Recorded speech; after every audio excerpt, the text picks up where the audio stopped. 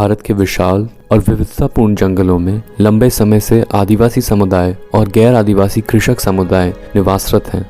इन समुदायों के जीवन और संस्कृति का जंगलों से अटूट रिश्ता रहा है। लेकिन आज से लगभग 150 साल पहले जब देश पर अंग्रेज शासन हावी हुआ तो इन जंगलों की शांति भंग हुई। वह इसलिए क्योंकि अंग्रेजों ने जंगलों को सरकारी संपत्ति घोषित कर दिया। वनों को अपने कब्जे में करके इमारती लकड़ी एवं अन्य कीमती वनोपज का दोहन करने के लिए वन विभाग का निर्माण किया। स्थानीय समुदायों के सांस्कृतिक मूल्य, उनकी आजीविका संबंधित जरूरतें और उनके पारंपरिक ज्ञान को नजरअंदाज किया गया। मध्य भारत में बसे आदिवासी समुदायों पर इस औपनिवेशिक प्रशासन का विशेष असर पड़ा।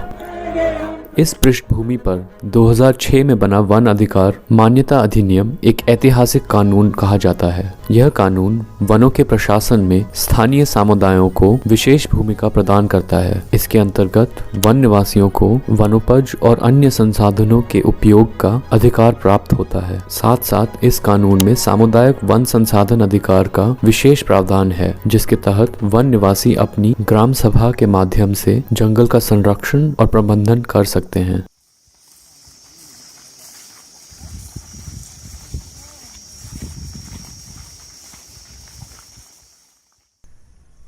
Since the passing of the Forest Rights Act in 2006, ATREE has engaged extensively in research, policy outreach and action on the ground in terms of the implementation of the community forest rights provisions of the Act. Since 2016, we have expanded our focus to the Central Indian Forest Belt, especially the states of Maharashtra, Chhattisgarh and Madhya Pradesh. We have mapped the potential for CFR rights in this region. We have analyzed the implementation of CFR rights in Chhattisgarh. We have helped the Maharashtra government develop guidelines for CFR management planning, and we have studied the impact of CFR management by villagers in eastern Maharashtra. In 2021, we were invited to Bastar district in Chhattisgarh to help the district administration in the implementation of CFR rights.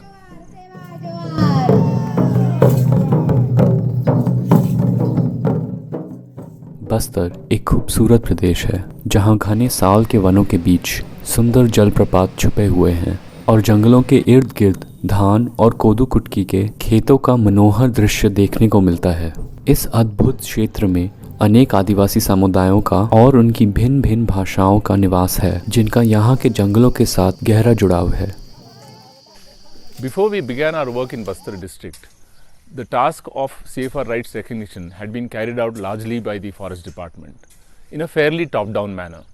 As a result, villagers often didn't even know that they had received CFR rights, and the areas that were recognized were either too small or from the wrong forests. Our goal in this project was to improve the process of CFR rights recognition and to start the ball rolling towards communities managing the forests by themselves after their rights are recognized. क्षमता वर्धन के प्रयास में कई घटक शामिल थे। सबसे पहले और सबसे महत्वपूर्ण घटक आदिवासी समुदाय के लोगों का प्रशिक्षण और सशक्तिकरण था। इस पूरे प्रक्रिया में आदिवासी समाज के युवा ही जुड़े हुए हैं और ये ऐसे युवा हैं जो पढ़े लिखे भी हैं और अपने समुदाय को बहुत अच्छे तरीके से समझते हैं। इसी कारण से इनकी नियुक्ति हमने किया। इसका ये फ़ायदा हुआ कि ये जो हमारे FRA कोऑर्डिनेटर्स हैं ये गांव में जाके अपने भाषाओं में जागरूकता फैलाएं और लोगों से बातचीत करके ये पूरा प्रक्रिया की शुरुआत की है। ATREE ने क्षमता वर्धन के उद्देश्य से आदिवासी युवाओं के लिए कार्यशालाओं का आयोजन करना शुरू किया। इन कार्यशालाओं का मकसद था CFR अधिकारों के सिद्धांतों को समझना, अलग अलग सरकारी नक्शों को और GPS तथा वेब GIS के इस्तेमाल का प्रशिक्षण देना। इसके साथ साथ टीम ने कोंडागांव जिले के उन गांवों का दौरा किया जहां CFR के दावे सफलतापूर्वक जमा हुए थे और CFR अधिकारों की मान्यता प्राप्त हो चुकी थी। इसके बाद टीम ने महाराष्ट्र के 5 गांव नामक गांव का दौरा किया, जहां पर ग्रामवासी कई वर्षों से अपनी CFR क्षेत्र का प्रबंधन कर रहे हैं। CFR दावों की तैयारी में और उनकी मंजूरी की प्रक्रिया में गांव, उपखंड और जिला स्तर के सरकारी अधिकारियों की महत्वपूर्ण भूमिका रहती है। ATREE ने ब्लॉक और जिला स्तर पर कई कार्यशालाओं का आयोजन किया, जिनमें राजस्व, वन, आदिवासी विकास और पंचायती राज विभाग के अधिकारी एवं कर्मचारी का सहभाग रहा। इन कार्यशालाओं का उद्देश्य CFR अधिकारों के मूल सिद्धांतों के बारे में गहराई से समझ बनाना और साथ साथ एट्री टीम ने अपने मैपिंग के साधनों का उपयोग करके अब तक की CFR मान्यता प्रक्रिया में जो त्रुटियां उत्पन्न हुई हैं उनके बारे में अधिकारियों को समझाया। वेब जीएस जो एट्री ने बनाया है बस्तर प्रशासन के सहयोग से, वो एक बहुत इम्पॉर्टेंट टूल है इस पूरे क्लेम मेकिंग की प्रोसेस को आगे बढ़ाने के लिए, क्योंकि वो एक ऐसा टूल है, एक ऐसा वेबसाइट है जिसको कोई भी पब्लिक कहीं से भी ओपन कर सकता है। सामुदायिक वन संसाधन क्षेत्रों को आसानी से और पारदर्शिता के साथ पहचानने के लिए एट्री ने 2 साधन तैयार किए हैं। दोनों साधन आम जनता को पूरी तरह से खुले हैं। पहला वेब GIS उपकरण है, जिसके माध्यम से गूगल अर्थ पर बस्तर जिले के अंदर के किसी भी गांव की राजस्व सीमा, निकटवर्ती वन कक्षों की सीमा तथा गांव का राजस्व मानचित्र देखा जा सकता है। दूसरा साधन है आमचो CFR एंड्रॉयड ऐप, जिसे मोबाइल फ़ोन पर हिंदी में भी चला सकते हैं और जिसके ज़रिए CFR दावा तैयार करने के लिए अपने गांव की पारंपरिक सीमा की मैपिंग स्वयं गांव वाले कर सकते हैं और इन सीमाओं को वेब GIS पर अपलोड कर सकते हैं। इससे गांवों के बीच सीमा विवाद टाला जा सकता है। इससे 2 फ़ायदा है। पहला फ़ायदा कि हमको क्लेम कहाँ पे करना है वो हमें समझ आ जाती है। दूसरा ये कि लोगों को आसानी से समझ आता है कि जंगलें कितनी हैं, ज़मीनें कितनी हैं और किन किन गांव उनके नेबर विलेजेस हैं वो किस तरीके से उनसे जुड़े हुए हैं। तो उससे जो कॉन्फ्लिक्ट होने की जो संभावना है वो बहुत कम हो जाती है और लोगों को भी अपना गांव देखकर, अपने जंगल देखकर, अपने पारंपरिक सीमा देखकर या फिर राजस्व की सीमा देखकर उनको पूरा स्पष्ट हो जाता है कि उनको किस तरीके का दावे तैयार करना है। सैद्धांतिक प्रशिक्षण और मैपिंग के साधनों को समझने के बाद गांव में जागरूकता बढ़ाने का काम शुरू होता है। तो इस प्रक्रिया को जब हम पहले गांव में चालू किए तो सबसे पहले जब हम मुंडापाल हो गया, जैसे कोलिंग क्षेत्र हो गया, तो ऐसे काम चालू किए तो ऐसा गांव वालों को लगता था कि हमको इतना बड़ा जंगल का एरिया कैसे मिल सकता है। एक गांव वालों का एक पहले से सोच था कि ये तो हमारा है नहीं, उनका एक सोच था कि फॉरेस्ट का है। तो वैसा एक हमारे पास बड़ी चुनौती आ जाती थी कि ये लोगों को कैसे समझाएं। तो लोगों को हम कानून के बारे में समझाइश देके तो उनको एक समझाए कि नहीं, ये वास्तविक में जो पहले से गांव आपका बसा है और जिससे आपका पारंपरिक जो सीमा है, जो सीमा के अंदर जितना जंगल ज़मीन आता है वो आपका ही है। ये करके हम जब गांव में जाके अपने बोली भाषा में समझाते तब गांव वाले समझ बनाते थे।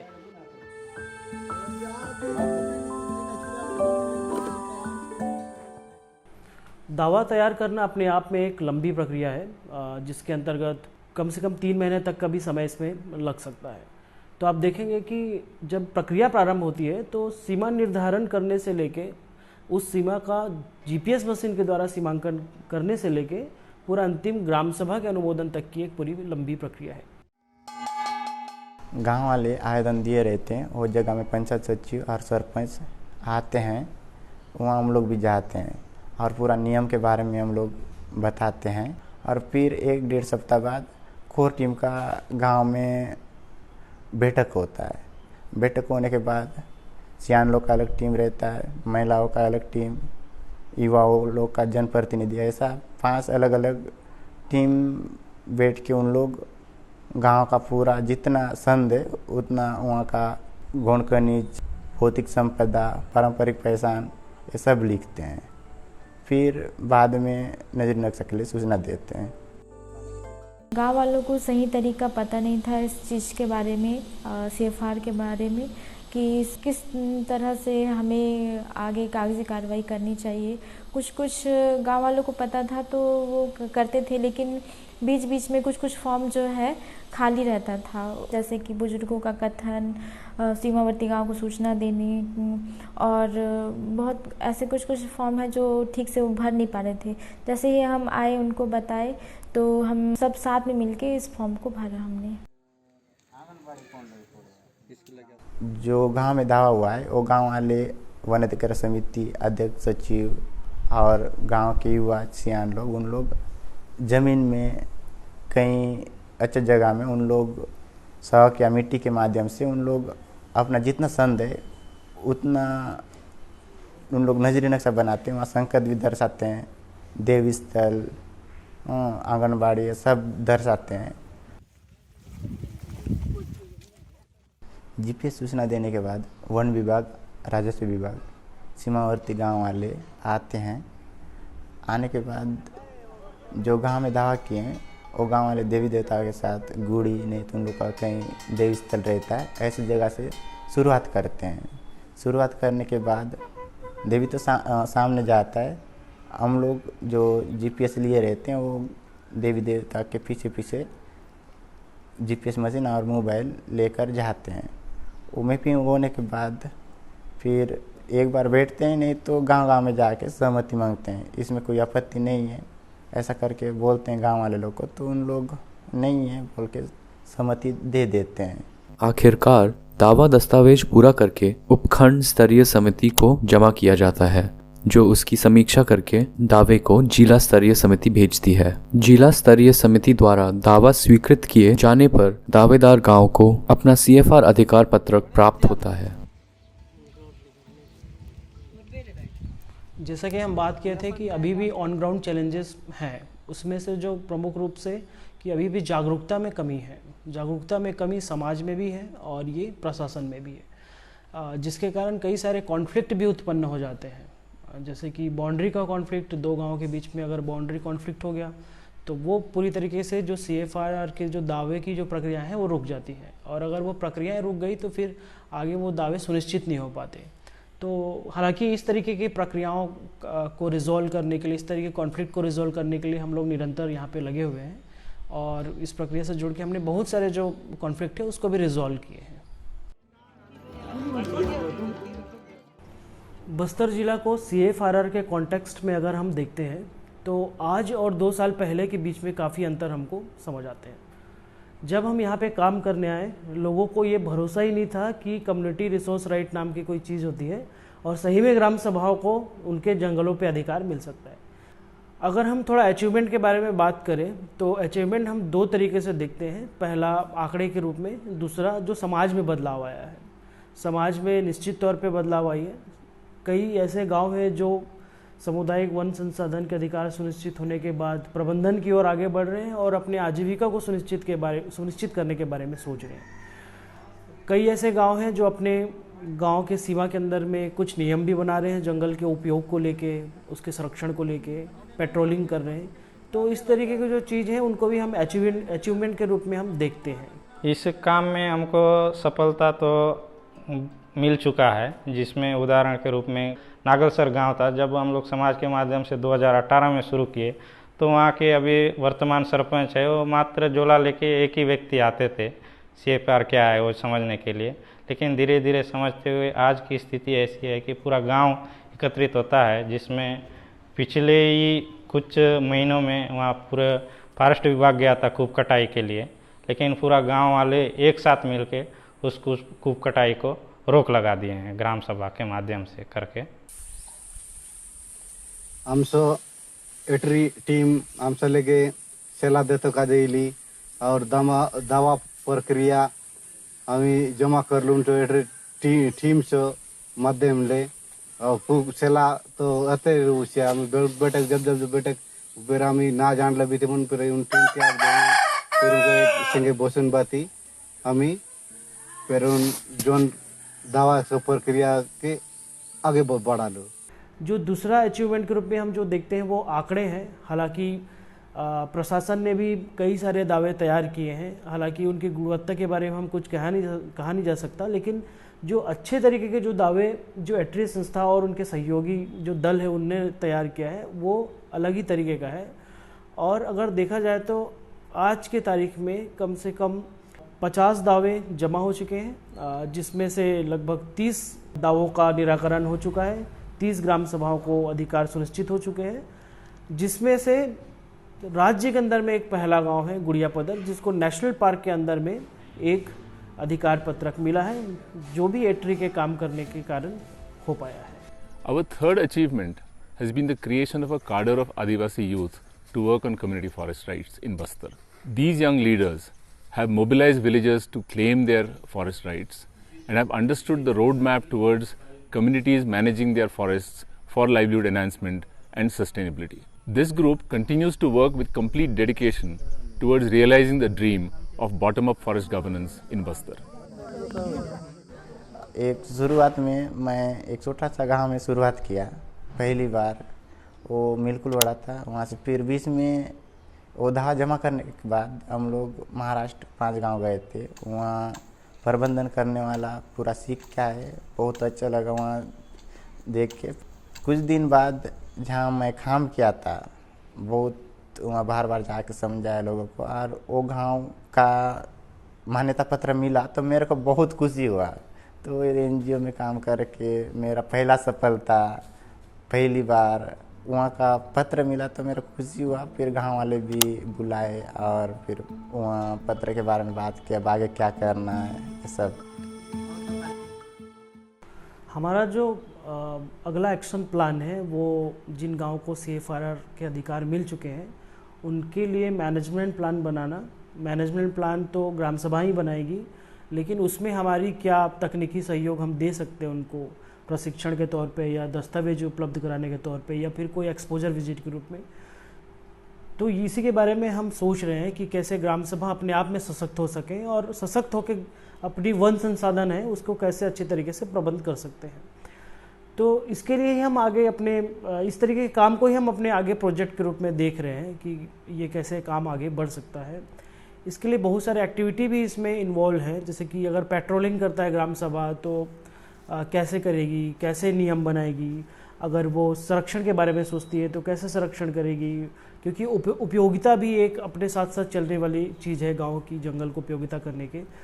उसी तरीके से अगर जंगल का दोहन करना है तो उसके लिए कैसे नियम बन सकते हैं। तो जो उपयोग करने की जो भी चीज़ें हैं उसके बारे में नियम बनाना और उस नियम को बनाने में जो एक्शन होगा उसके लिए किस तरीके के संसाधन जुटाया जा सकता है उसके बारे में भी बातचीत हमारी चल रही है। और उससे जो वनोपज की गांव वालों की उम्मीद है, वनोपज पे उनका ही एक अधिकार होगा और वनोपज को जो बिचौलियों पे कई औने पौने दाम पे बेचते हैं उसको एक संग्रहित करके अपने ग्राम सभा के अनुसार उन लोग बेचने का एक इस उम्मीद पे और इस हिसाब से पे वनोपज का भी सही है और उससे के साथ जो गांव को सशक्त करने का एक इस उम्मीद पे गांव वाले इस कार्य को कर रहे हैं। वन अधिकार कानून और पेशा कानून दो ऐसे प्रमुख कानून हैं जो लोकल डेमोक्रेसी को बढ़ावा देकर सेल्फ गवर्नेंस का बात करता है। ग्राम सभाएं अपनी आत्मनिर्भर बन सके, ग्राम सभी अपनी निर्णय ले सके, अपनी संसाधनों का बचाव कर सके, उसकी प्रबंधन कर सके। बस्तर को हम इसी रूप में देखते हैं भविष्य में कि बस्तर के हर एक गांव है वो अपनी सेल्फ गवर्नेंस को स्थापित करके आत्मनिर्भर बन सके, उनकी आजीविका सुनिश्चित हो, उनके संसाधन भी सुरक्षित रहें और उनकी प्रकृति जो सौंदर्यता है वो भी बरकरार रहे। We have been really fortunate to get this opportunity for a hands-on experience in the claiming of community forest rights in the Adivasi heartland of central India. Our experience shows that given some respect and space, given the right kind of information and some technical support, the forest dwellers of central India are fully capable of claiming their rights, managing their forests and bringing about a dramatic improvement in forest governance in the country.